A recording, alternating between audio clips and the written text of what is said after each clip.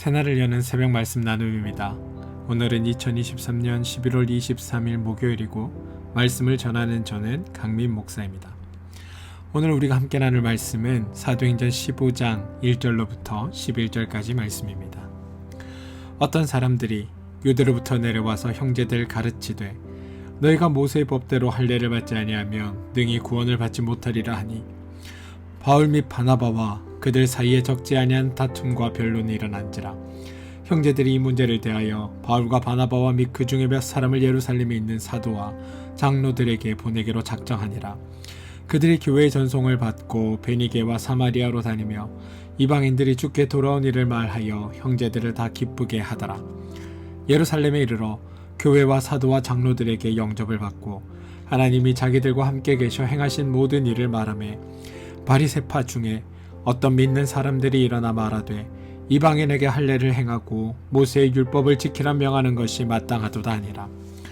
사도와 장로들이 이를 의논하러 모여 많은 변론이 있은 후에 베드로가 일어나 말하되 형제들아 너희도 알거니와 하나님이 이방인들로 내 입에서 복음의 말씀을 들어 믿게 하시려고 오래전부터 너희 가운데서 나를 택하시고 또 마음을 아시는 하나님이 우리에게와 같이 그들에게도 성령을 주어 증언하시고 믿음으로 그들의 마음을 깨끗이 하사 그들이 나우리나 차별하지 아니하셨느니라. 그런데 지금 너희가 어찌하여 하나님을 시험하여 우리 조상과 우리도 능히 매지 못하던 멍에를 제자들의 목에 두려느냐.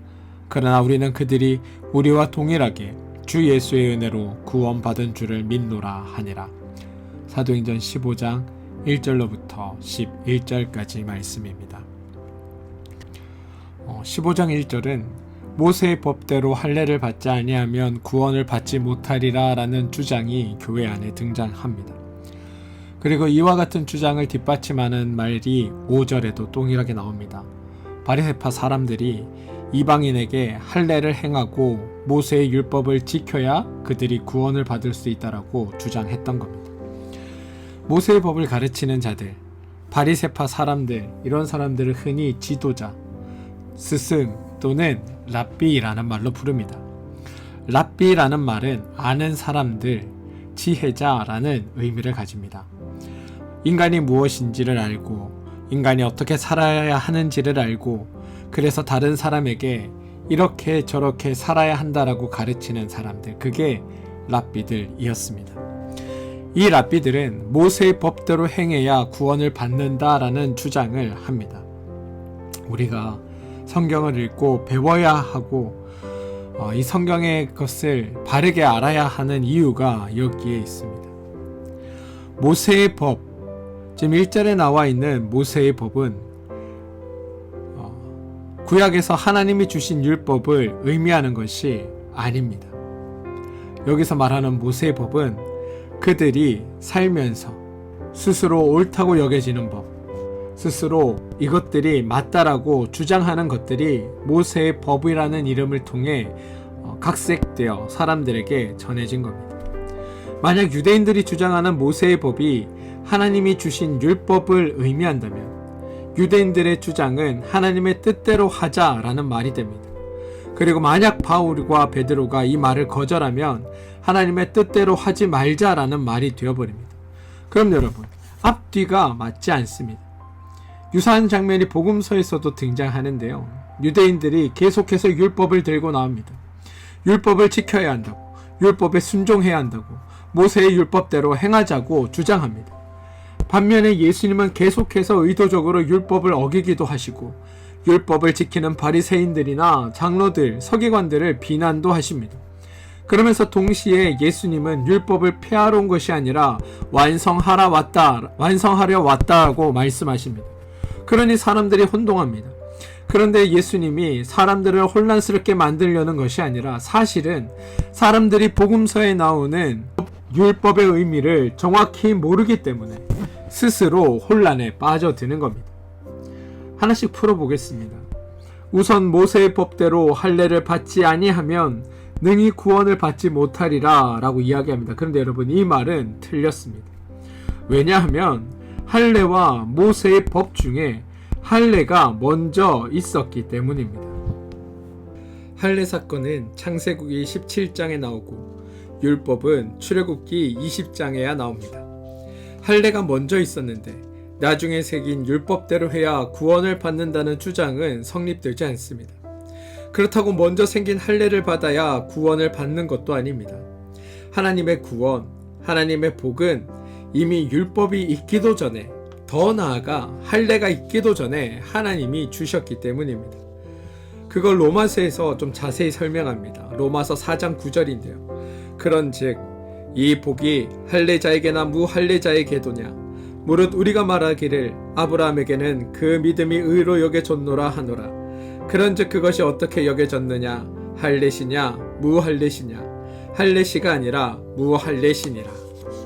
하나님의 구원, 하나님의 복이 할례든 율법이든 우리의 행위 때문이 아니라 우리가 한 행동과 관계없이 하나님의 은혜로 주어지는 선물이라는 것, 이건 창세기 때부터 분명히 밝혀져 있는 겁니다.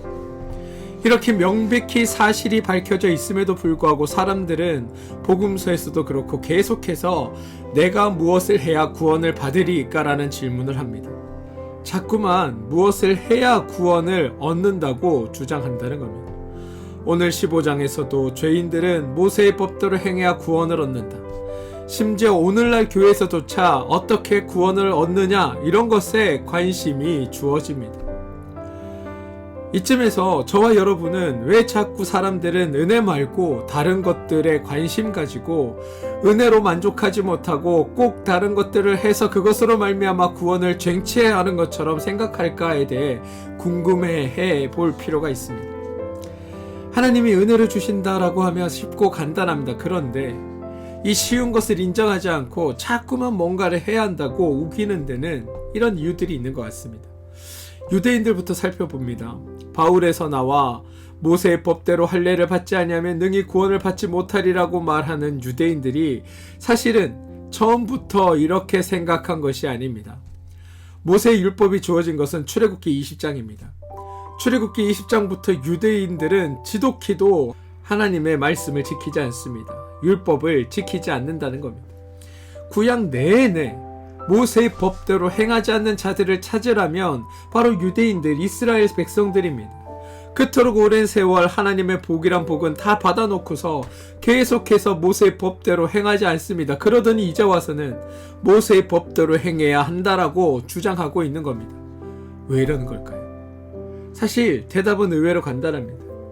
하나님이 주신 것과 이스라엘이 원하는 것, 다시 말해 우리가 원하는 것이 서로 달랐기 때문입니다. 그리고 하나님이 주신 것과 이스라엘이 원하는 것이 달랐던 까닭은 우리의 문제에 대한 하나님의 판단과 우리의 판단이 달랐다는 것에서부터 시작합니다. 하나님은 우리의 문제가 죄 때문이라고 선언하셨습니다. 우리가 죄라는 것에 사로잡혀 있기에 하나님이 복을 주셨음에도 불구하고 자유와 평화와 안식을 누리지 못하고 있다라고 하나님은 판단하셨다는 겁니다. 그래서 하나님은 죄를 이길 수 있는, 다시 말해 하나님을 아는 지식을 우리에게 주셨습니다. 그걸 성경은 하나님을 계시하였다라고 이야기합니다. 자유와 평화와 행복이 우리의 삶에 절대적으로 필요한 것인데 우리는 그것을 스스로 얻을 수도 없고 스스로 누릴 수 없으니까 하나님이 그것을 우리가 누리도록 얻도록 선물로 은혜로 그것들을 우리에게 주신 겁니다. 창세기에 나오는 대로 하나님이 먼저 은혜를 주신 후에 할례를 주었고 출애굽기에 나오는 대로 하나님이 먼저 구원을 주신 후에 율법을 주셨습니다. 그러므로 할례든 율법이든 어떤 것도 하나님의 은혜를 받는 방법이나 구원을 받는 수단이 될 수 없다는 겁니다. 누누이 말씀드렸다시피 우리의 행동이나 행위가 하나님으로부터 어떤 구원이나 은혜를 받아내는 도구로 사용될 수 없는 것처럼 율법이든 할례든 어떤 것도 하나님의 은혜를 받는 방법이나 구원의 수단이 되지 않는 겁니다. 따라서 사도행전 15장 1절에 나오는 모세의 법대로 할례를 받지 아니하면 능히 구원을 받지 못하리라 라는 이 주장은 원칙적으로 성립될 수 없는 주장입니다. 하지만 여러분, 우리는 죄가 문제라는 것을 모릅니다. 사람들은 죄가 문제라는 것을 모릅니다. 그래서 하나님께 하나님을 아는 지식을 구하지 않았습니다. 그냥 내 지금의 현상, 지금에 일어나는 이 문제, 내가 지금 해결해 어떤 것들만 하나님을 통해 해결받으면 끝이라고 생각했던 겁니다. 그리고 이것을 우리는 구원이라는 말을 가져다가 붙여 이름하였습니다. 복음서에서 유대인들이 예수님께 나와 질문했던 것, 사도행전 15장 1절에 나오는 구원의 의미는 죄로부터의 완전한 해방, 죽음으로부터 완전히 되살아남을 의미하지 않습니다. 그냥 어떠한 상황의 변화, 어떠한 조건의 변화, 환경의 변화입니다. 그리고 죄인들이 원했던 건 바로 이런 것들이었다는 겁니다. 하나님을 모르기에, 하나님을 알지 못하기에 이들은 이런 것만을 바랄 수밖에 없었습니다. 그래서 이방 신들에게 바라듯 하나님께도 이런 것만을 원해왔던 겁니다. 하나님이 이것을 문제 삼지 않은 것은 죄인된 우리의 한계를 너무나 잘 알고 계시기 때문입니다. 여러분, 우리에게 있어서 죄가 문제이고 우리가 죄인이라고 선언하기에 우리 기독교는 다른 종교랑 원칙적으로 다른 것들이 있습니다. 그 중에 하나가 하나님이 우리에게 네 소원이 뭐냐? 내가 너한테 무엇을 해줄까? 내가 어떻게 도와줄까를 묻지 않는다는 겁니다. 반대로 다른 종교에서는 언제나 자기의 소원을 비는 것에서부터 시작합니다. 물론 이것과 관련해서 복음서에서 예수님께서 앞을 보지 못하는 사람에게 내가 무엇을 하여 주기를 원하느냐고 물으신 적이 있긴 합니다. 그러자 그 사람이 이렇게 대답하죠. 보기를 원하나이다. 그때 예수님은 앞을 보지 못하는 사람의 눈을 고쳐주시면서 성경에는 눈물을 흘리셨다, 우셨다라고 표현합니다. 근데 여러분, 이때 주님이 앞 못 보는 사람이 너무 불쌍해서 우신 것이 아닙니다. 그 사람의 형편과 처지가 너무 딱해 눈물 흘리신 것이 아닙니다. 주님께서 눈물을 흘리셨던 까닭은 그가 정작 구해야 할 것을 구하지 못하기 때문에 그것이 안타까워 우셨던 겁니다. 하나님께서 자기의 눈을 뜨게 해줌으로 말미암아 단순히 앞이 보이는 것이 아니라 하나님을 보게 해달라고, 하나님의 일하심을 보게 해달라고, 하나님의 역사하심과 하나님의 인도하심 속에 내가 살고 있음을 깨닫게 해달라고 그것을 요청했어야 하는데, 단지 눈앞이 보이지 않는 것만을 보게 해달라고 하는 그의 요청이 너무나 안타까우셨던 겁니다. 따라서 이 장면은 오히려 하나님의 일하심을 경험하면서도 자신들이 무엇을 받고 있는 존재인지, 무엇을 얻고 있는지를 모르는 사람들을 향한 주님의 안타까움 때문이지, 소원을 이루어주는 것과는 전혀 다른 차원의 문제라는 것을 여러분 아시기 바랍니다. 아무튼 우리 종교에는 하나님이 우리의 소원을 묻는 것이 없는 대신 다른 것이 있습니다. 뭐냐면 바로 하나님이 인간을 향한 어떠한 소원을 가지셨다는 겁니다. 이것을 성경의 언어로 바꾸면 우리를 향하신 하나님의 뜻이라는 말로 바꿀 수 있습니다. 우리가 정작 알아야 할 것을 알지 못하고, 그러다 보니 구해야 할 것을 제대로 구하지 못하니까 하나님이 우리를 향하신 뜻, 우리를 위한 소망을 두셨다는 겁니다. 그리고 우리를 향하신 하나님의 뜻이 무엇이냐 하면 바로 우리가 하나님 안에서 항상 기뻐하는 삶을 사는 것, 하나님이 이루신 일들로 말미암아 하나님 안에서 범사에 감사하며 사는 삶을 사는 거라는 겁니다. 이게 우리를 향하신 하나님의 뜻입니다. 사랑하는 성도 여러분, 하나님은 자신이 창조하신 모든 것에 대해 언제나 동일하게 보시기에 좋았더라 라고 선언하셨습니다. 이게 우리를 향하신 하나님의 마음입니다. 문제는 하나님은 모든 것을 보시기에 좋았더라고 하지만 죄인된 우리는 그런 하나님의 마음과 심정으로 세상의 것을 보지 않는다는 겁니다. 주님의 눈과 마음으로 보지 못한다는 겁니다. 그러다 보니 모든 것을 동등한 가치로, 동등한 의미로, 동등한 역할로 보지 못하는 겁니다.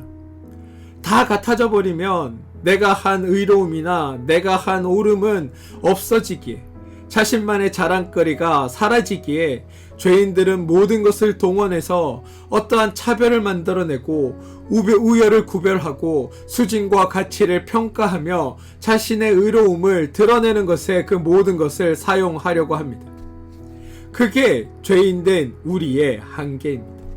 근데 여러분, 분명히 말씀드리지만 이건 죄인들의 모습입니다.